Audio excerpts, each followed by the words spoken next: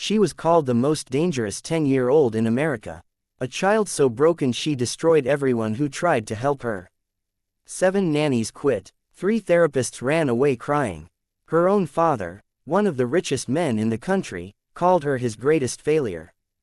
But then a 23-year-old waitress who could barely pay her rent walked into her life. And she did something nobody else had ever dared to do. She looked this little girl in the eyes and she said, "No." What happened next changed everything. This is their story, and I promise you, you've never heard anything like it. Welcome to Voice of Granny. While you are here, please hit the subscribe button and comment your view on the story and where you're watching from. You know that sound, the sound of something expensive shattering into 1,000 pieces. That's how this story begins, with the crash of a $10,000 antique plate hitting the floor of a small cafe in downtown Chicago. Let me tell you about Sophia Martinez. She was 23 years old, working double shifts at a place called the Morning Light Cafe, and barely making enough to cover her rent. She had dreams, though, big dreams. She was studying psychology at night school, trying to understand why people do the things they do, why they hurt, why they heal. She didn't know it yet, but she was about to meet someone who would test everything she thought she knew. Sophia's life hadn't been easy. Growing up in a modest neighborhood on the outskirts of the city, she had lost her mother at a young age to illness, leaving her father to raise her and her 2 younger siblings on a mechanic's salary. Money was always tight, and Sophia learned early on to make do with what she had. She worked odd jobs through high school, babysitting, delivering newspapers, even tutoring kids in math despite not being the best at it herself. But psychology fascinated her. It was her escape, her way of making sense of the chaos around her. Night after night, after her shifts at the cafe, she'd pore over textbooks in her cramped apartment, dreaming of one day helping people who felt as lost as she once had. The girl's name was Ava Sinclair, 10 years old, daughter of Alexander Sinclair, one of the richest men in America. And she had a reputation that spread through Chicago's elite circles like wildfire. 5 nannies in 6 months, 3 private schools, a trail of broken things and broken people behind her. The newspapers called her the untamable child. Her father called her his greatest failure. But Sophia was about to call her something else entirely. Alexander Sinclair wasn't always the broken man he became. He had built his empire from the ground up, starting with a small tech startup in his garage that exploded into a multinational corporation dealing in software and innovation. Billions in the bank, but his personal life was a different story. His wife, Elena, had been the light of his world, a talented artist who painted vibrant landscapes that hung in galleries across the country. But Elena had passed away suddenly in a car accident when Ava was just 5, leaving Alexander to navigate grief while running a company and raising a daughter who seemed to inherit all of Elena's fire but none of her calm. It was a gray Tuesday afternoon when they walked in. The cafe was quiet, just a few regulars nursing their coffee and reading newspapers. Then the door opened, and Sophia looked up to see a man who looked like he hadn't slept in weeks. Alexander Sinclair. She recognized him from magazine covers. But in person, he looked nothing like those confident photos. He looked defeated. Behind him came a small girl in a crisp school uniform. Her dark hair pulled back so tight it seemed to pull at her face. She moved like a storm contained in a little body, and Sophia could feel the tension radiating from her even across the room. "Table for 2, Alexander said quietly, his voice hollow. Sophia led them to a corner booth. And that's when the performance began. "This seat is wet," Ava announced, her voice sharp and clear. "It's not, sweetheart," Alexander sighed, not even looking up. "It is," Ava insisted. "And that light is buzzing. It's giving me a headache. I can't possibly eat here." Sophia watched, not with anger, not with judgment. She watched the way you'd watch a puzzle, trying to figure out how all the pieces fit together. This wasn't a spoiled child throwing a tantrum. This was something else. This was strategy. Sophia had seen similar behaviors in her psychology classes, defensive mechanisms, ways to push people away before they could get close enough to hurt you. Ava's eyes darted around, calculating every reaction, every flinch. "I can turn off that light if you'd like," Sophia offered calmly.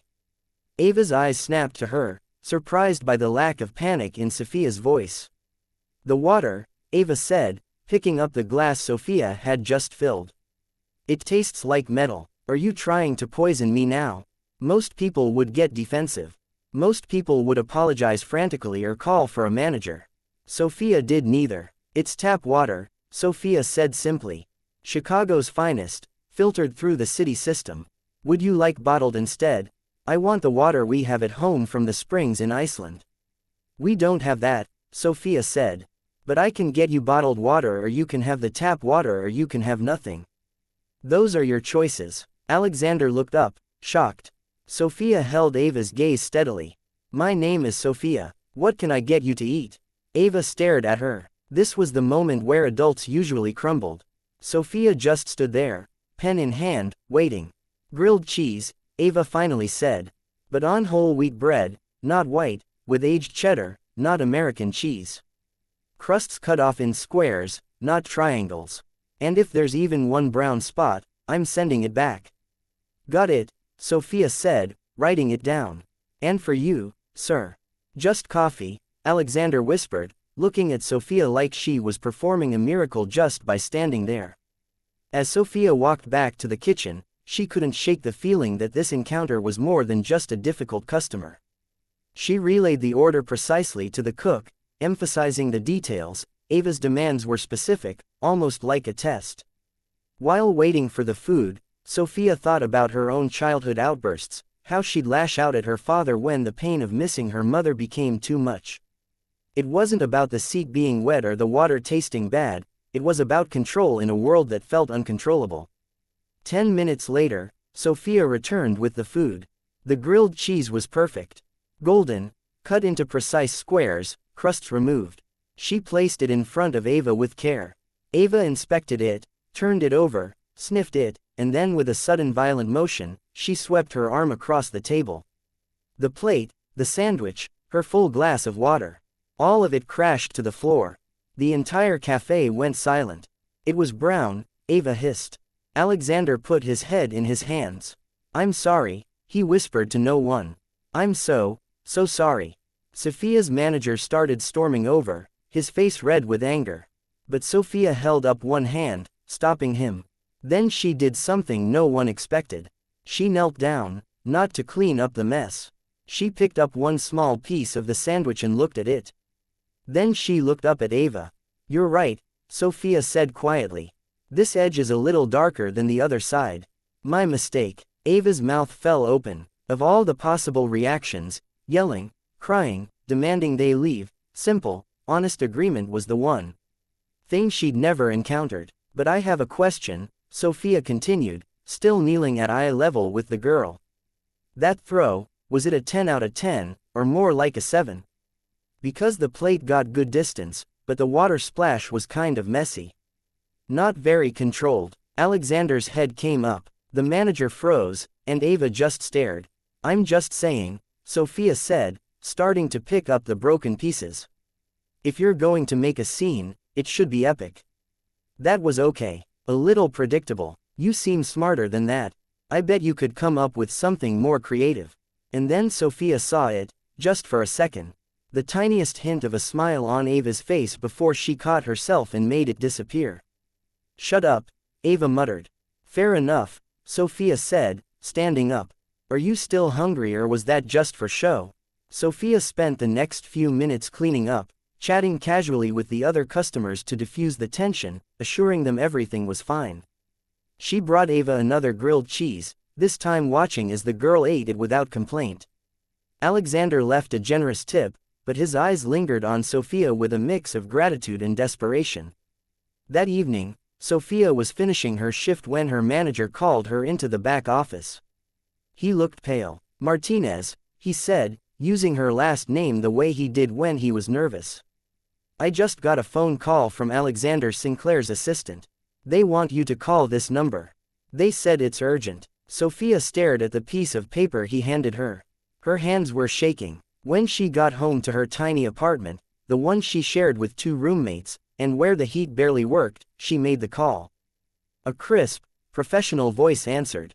Miss Martinez, Mr. Sinclair would like to meet with you. A car will pick you up in 1 hour. It wasn't a question, it was a statement. An hour later, Sophia found herself in the back of a black car that probably cost more than her entire year's salary. They drove to a building that seemed to pierce the clouds. All glass and steel and impossible wealth. A private elevator took her directly to the top floor. The penthouse office was massive. Windows overlooking all of Chicago. Art on the walls that she recognized from textbooks. And standing by the window was Alexander Sinclair, looking somehow both powerful and completely broken. Miss Martinez, he said. Thank you for coming. Did I have a choice? Sophia asked, clutching her bag. He almost smiled. No, I suppose you didn't. Please sit. Sophia sat on a leather couch that was probably worth more than her car. What I saw today, Alexander began, turning to face her. No one has ever done that. You didn't baby her. You didn't yell at her. And you didn't break. I was just doing my job, Sophia said. No, you were doing something else. You saw her. Everyone else sees a monster or a paycheck. You saw something different. What was it? Sophia thought carefully. I saw a kid who's really good at her job, and her job is making people leave. Alexander nodded slowly. She's exceptional at it. 7 nannies in 6 months. 3 schools, 2 psychologists quit. I can solve billion-dollar problems, Miss Martinez. But I cannot reach my own daughter. His voice cracked on the last word. Mr. Sinclair, Sophia said gently. I'm a waitress. I'm studying psychology, but I'm not qualified for. The qualified people have all failed, he interrupted. They come with their degrees and their methods, and she destroys them. They're afraid of her, or they're afraid of me. You weren't afraid of either. He walked to his desk. I want to hire you. Not as a nanny, not as a tutor. As a companion, someone to spend time with her, to do what you did today, whatever that was. I can't, Sophia said. I have my job. I have school. I'll pay you $350,000 a year. Sophia stopped breathing. That number was so big it didn't feel real. That was freedom. That was the end of working 2 jobs and eating ramen for dinner. That was her student loans disappearing like smoke. I'll also cover your full tuition, he continued. Any school you want. Master's degree, PhD, anywhere. Why me? Sophia whispered. Because you're the first person she's looked at in 2 years without hatred in her eyes. Because you called her predictable. Because she smiled, Sophia finished. Alexander's eyes filled with tears. You saw that, too. Before Sophia could answer, a cold voice cut through the room. Alexander, you cannot be serious. A woman emerged from a side door. Tall, thin, blonde, wearing a designer dress that cost more than Sophia made in a month. She looked at Sophia like she was something stuck to the bottom of her shoe. This is a child, not a stray dog you found on the street. Isabella, this doesn't concern you, Alexander said, his voice hardening. Ava is my niece, Isabella Sinclair snapped. It concerns me entirely. She turned her cold eyes on Sophia. You're a waitress. What exactly do you think you can offer my niece? Better coffee service. Sophia felt anger rising in her chest. But she also felt something else. Clarity. You're right, Sophia said, standing up. I'm not qualified. I don't have fancy degrees. I don't know anything about your world. Isabella smiled triumphantly. But I also don't have anything to lose, Sophia continued. All those other people, they wanted to keep their jobs. They wanted to impress you. I don't want your money. Both Alexander and Isabella looked shocked. I mean, I do, Sophia stammered. It's life-changing money, but if I take this job, I have conditions. Conditions? Isabella laughed. You're in no position to, Alexander interrupted. 1, Sophia said, her courage building. I'm not a nanny. I'm not a servant. I'm just a person spending time with another person. I'm not here to fix her. I'm here to be with her. Alexander nodded. Agreed. 2, Sophia said, looking at Isabella. You stay away from me and from Ava when I'm with her. Whatever you think you're doing to help, it's not helping. Isabella's face went red with fury. How dare you? And 3, Sophia said, looking back at Alexander. You have to be involved. I'm not a replacement for you. If I call, you come. If I say you need to be at dinner, you're there. No excuses. Your money can't buy you out of this one. Alexander Sinclair stared at this 23-year-old waitress, making demands of one of the richest men in America. And then he did something unexpected. He smiled. A real smile. When can you start? The Sinclair penthouse wasn't a home. It was a museum. Cold, perfect, empty. Sophia arrived the next Monday at 3:30, just as Ava was being dropped off from school by a private driver. The girl walked into the massive entrance hall and stopped dead when she saw Sophia standing there. You, Ava said flatly. Me, Sophia replied, holding up a paper bag. I brought you a grilled cheese. Whole wheat, aged cheddar, crusts off, squares, not too brown. Ava stared at the bag. I'm not hungry. Okay. Sophia sat down on an uncomfortable modern bench and pulled out the sandwich. I am. She sat there and ate. Ava watched, arms crossed. You're not supposed to eat in the entrance hall, Ava said. Where am I supposed to eat? In the kitchen with the staff. Your dad hired me as a companion, not staff, Sophia said, taking another bite. Besides, this bench is terrible, but it's here, so I'm using it. Want a bite? No, I have homework. Ava turned and marched up the stairs. Sophia called after her. Okay, I'll be down here. For 3 hours, Sophia sat in that entrance hall. She read her psychology textbook, underlining passages about childhood trauma and attachment theory. She did a crossword puzzle from an old magazine she'd brought. She looked around at the massive space and noticed something sad. There were no photos, no personal items, no signs that real people lived here. It was like a fancy hotel, not a home.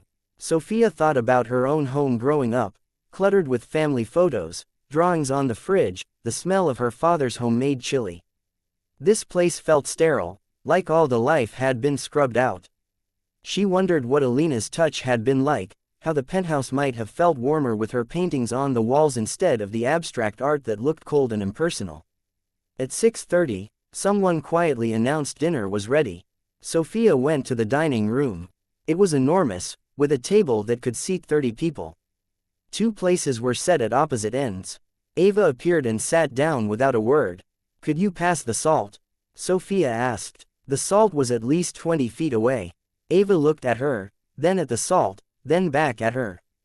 No. Okay. Sophia got up, walked the length of the table, got the salt, and walked back. They ate in silence. The food was incredible. Some fancy fish with vegetables Sophia couldn't even name. Ava picked at hers. So, Sophia said, this new school, Preston, is it better or worse than the last one? It's boring, Ava said. What's boring about it? Everything. The teachers are stupid. The kids are stupid. Must be lonely, Sophia said. Being the only smart person in the whole building. Ava's fork stopped halfway to her mouth. You're stupid, too. Probably, Sophia agreed. I'm definitely failing my statistics class, but I'm pretty good at spotting a liar. Ava put her fork down. I'm not lying. You are. You don't think they're stupid. You think they're something else. But stupid is easier to say. It's a shield. Keeps people from asking more questions. Ava stood up. I'm done. She left. This became the pattern. Every day, Ava would test. Sophia would deflect. Ava would insult. Sophia would agree and redirect. It was exhausting, but Sophia didn't give up. She started journaling her observations after each day, noting small changes, Ava's insults becoming less sharp, her glances lingering a bit longer. Sophia drew on her studies, recalling theories from Freud to modern attachment specialists, but she knew theory alone wouldn't crack this. It was about consistency, about showing up no matter what. The second week, Ava escalated. I'm learning French, she announced one afternoon, with an AI program.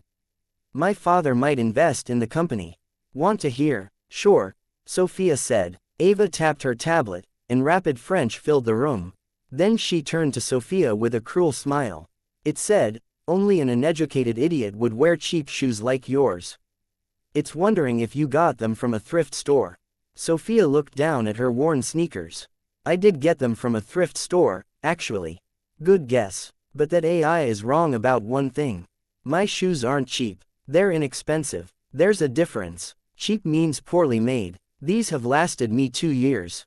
That's value. Ava's smile vanished. Anyway, Sophia said, what else can it say? The trap hadn't worked. Ava just stared at her, frustrated. Sophia saw this as progress. Ava was trying new tactics, meaning the old ones weren't working as well.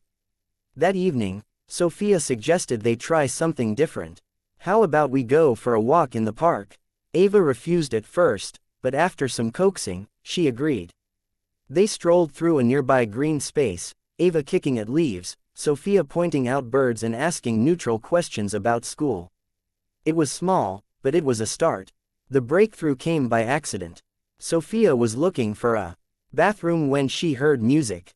Piano music. Someone was playing something complicated, making mistakes, cursing under their breath, and starting again. She followed the sound to a room with the door cracked open. Inside, covered in dust cloths, was a beautiful grand piano, and sitting at it was Ava. She wasn't just playing, she was pouring her whole heart into it.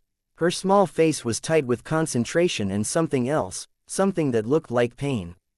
The piece was a classical sonata, notes cascading like waves, but with hesitations where emotion seemed to overwhelm technique. Sophia recognized the passion. It reminded her of how she'd pour her feelings into drawing as a kid, sketching furious lines when words failed. Ava hit a wrong note and slammed her fists on the keys. Then she saw Sophia's reflection in the piano's polished surface. "Get out," she screamed, slamming the lid shut. "That was beautiful," Sophia said softly. "I had no idea you could." "I said, get out. You're not allowed in here, and no one is allowed in here." Ava was shaking, her eyes wide with something that looked like panic.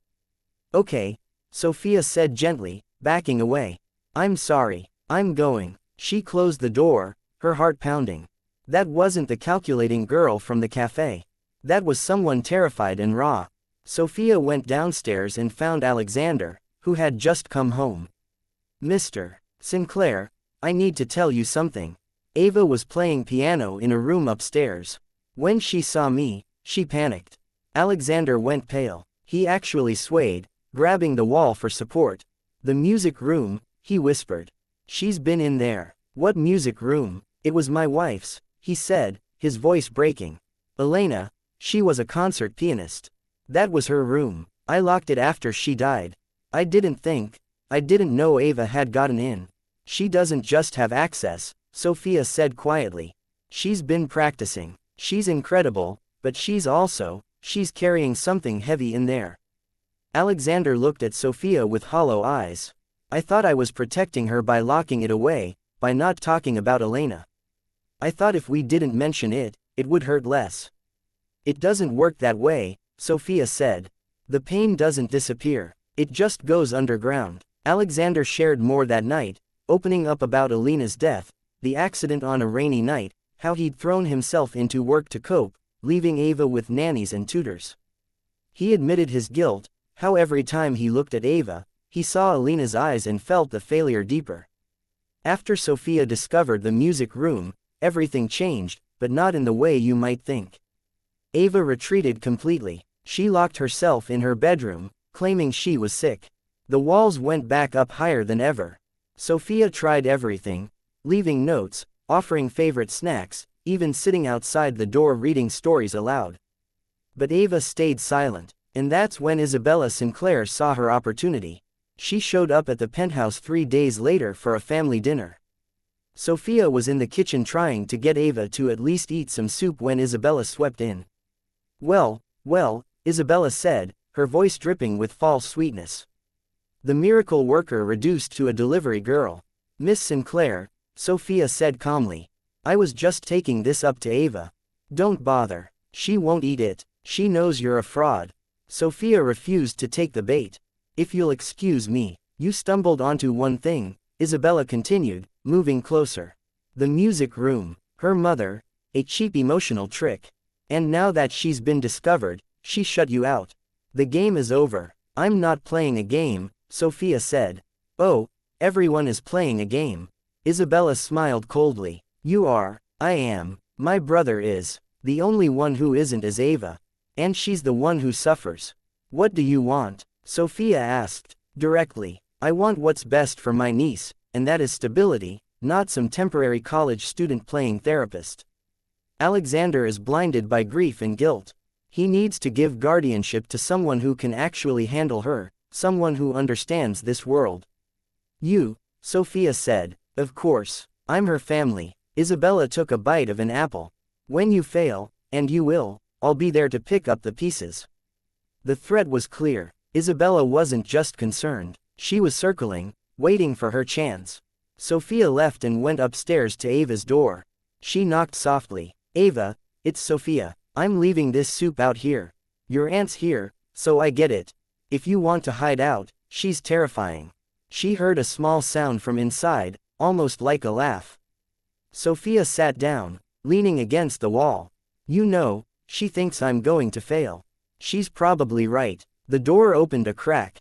Ava peeked out. She's a witch. That's one word for it. Sophia smiled. She told me I was out of my league. You are, Ava said, but there was no venom in it. I know, but here's the thing. I don't care about impressing anyone. I'm not here for your dad's money. Yes, you are. Okay, I am. It's a lot of money, but that's not why I stay. I stay because I know what it's like to be the problem kid. Ava opened the door fully. Yeah, when my mom left, my dad worked 2 jobs just to keep us afloat. And I was angry all the time. I got in fights. I broke things. I wanted everyone to hurt as much as I did. What happened? Ava whispered. My neighbor, Mrs. Kim, this old lady who always smelled like garlic and had like 50 cats. She didn't try to fix me. She just sat with me, taught me to play chess. And whenever I'd act out, she'd just look at me real calm and say, that is a very loud move, but it is not a smart move.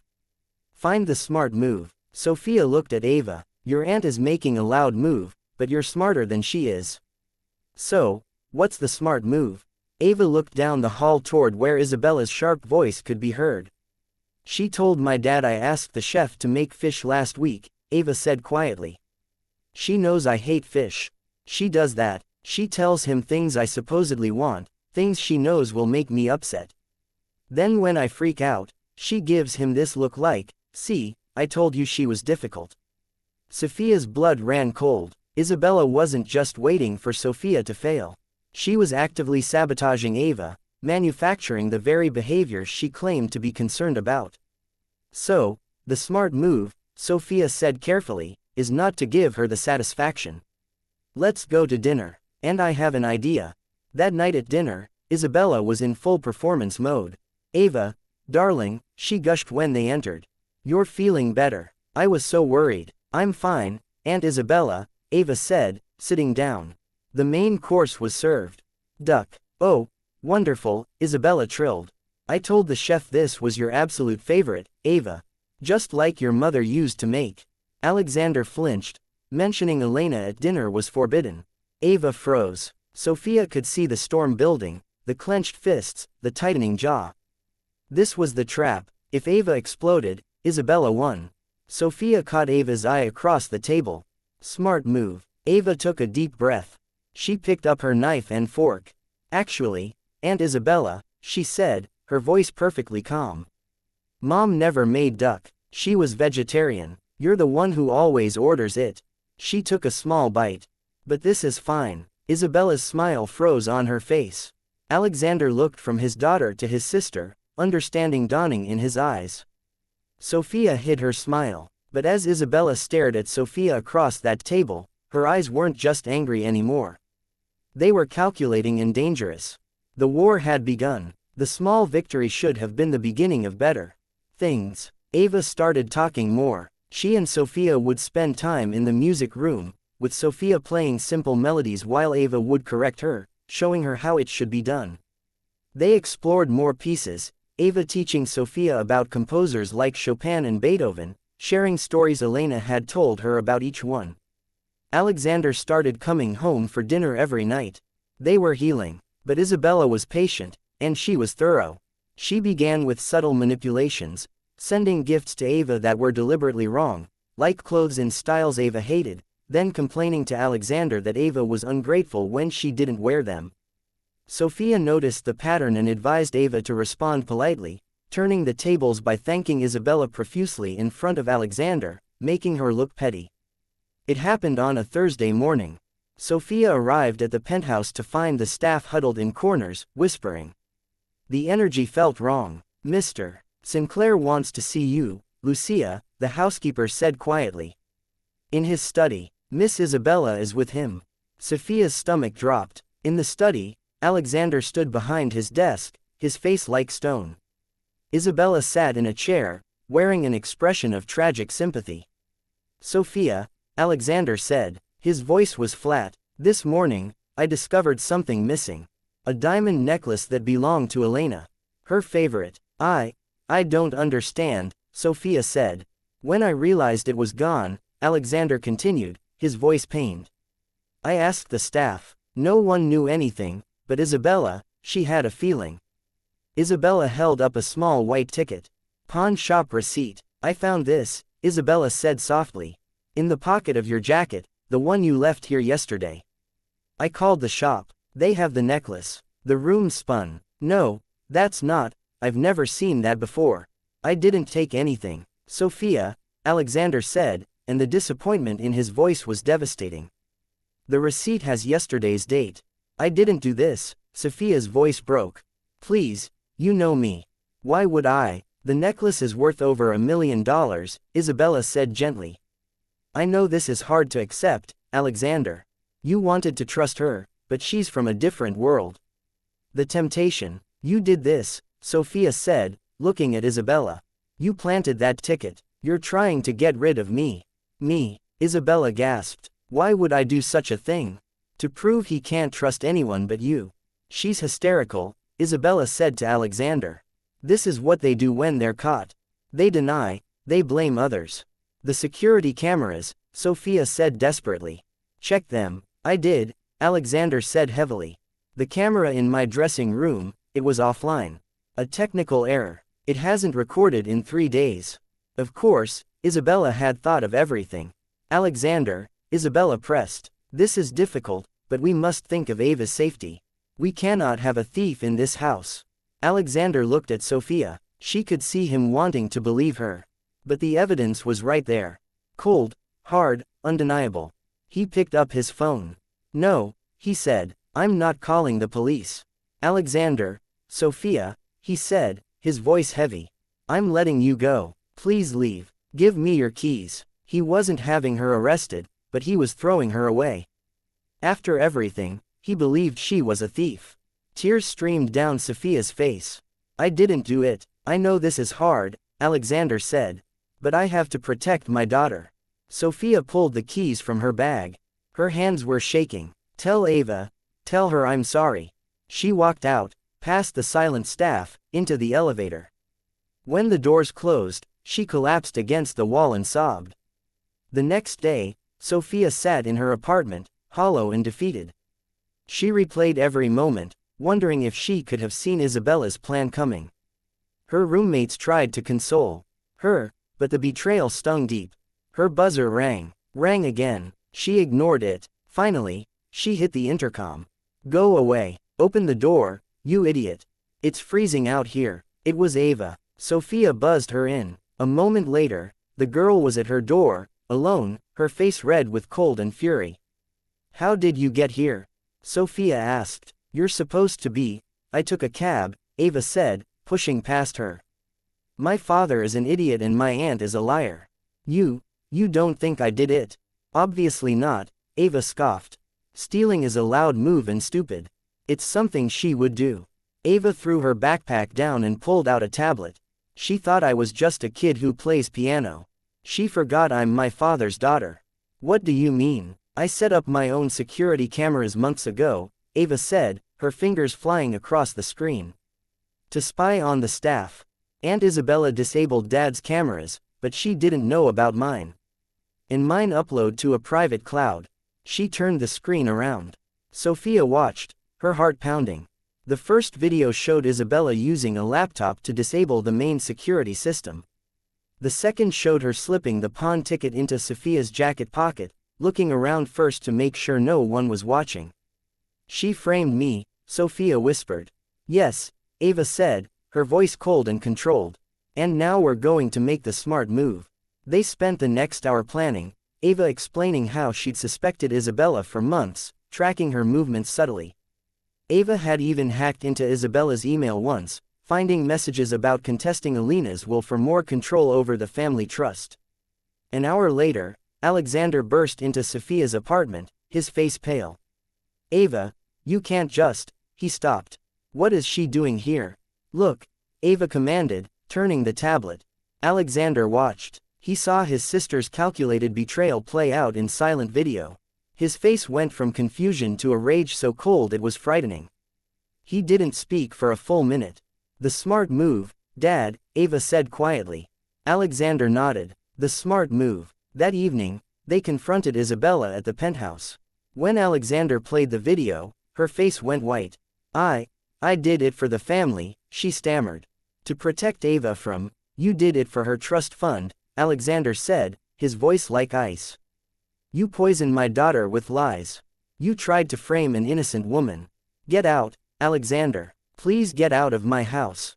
My lawyers will contact you. If you ever try to see Ava again, I'll turn these videos over to the police. Isabella broke and left. Alexander turned to Sophia. I failed you. What I did, accusing you. I don't know how to apologize for that. Just don't stop, Sophia said, looking at Ava. She needs you. This is just the beginning. Alexander looked at his daughter, who had saved them both. I know. In the weeks that followed, the family began to rebuild in earnest. Alexander hired a family therapist, this time one who worked with all of them together.